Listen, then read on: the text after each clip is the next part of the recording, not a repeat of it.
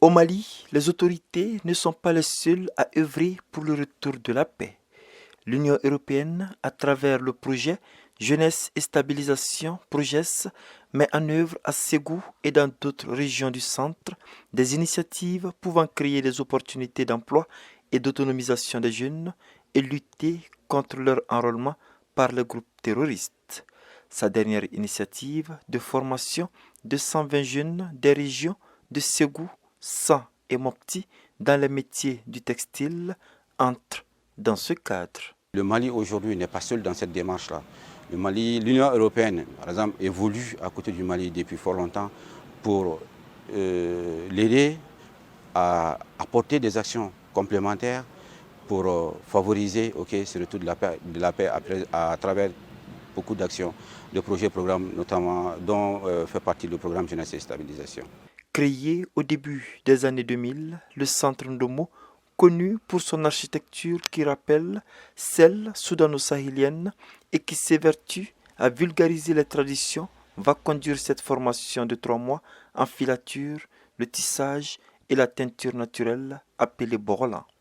Ici, le tissage a une double vocation, matérielle et humaine.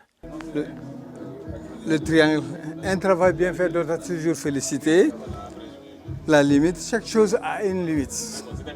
Le rond, l'espoir d'une famille, un trésor. Vous voyez?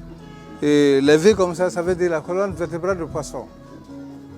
La composition s'appelle l'union dans la diversité, Balmaya.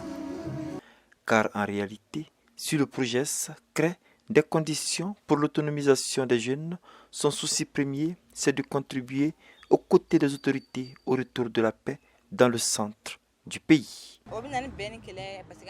Cette formation va sûrement ramener la cohésion au sein des communautés du centre du Mali.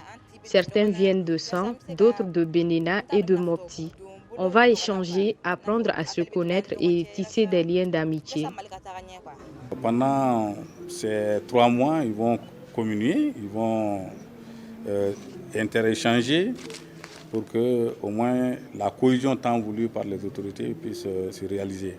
Parce qu'au cours de leur formation, ils vont apprendre à se connaître, à se côtoyer et à lever toute suspicion ou, comme on le dit, d'amalgame. Parce qu'on a encore plusieurs ethnies aussi qui vont se retrouver.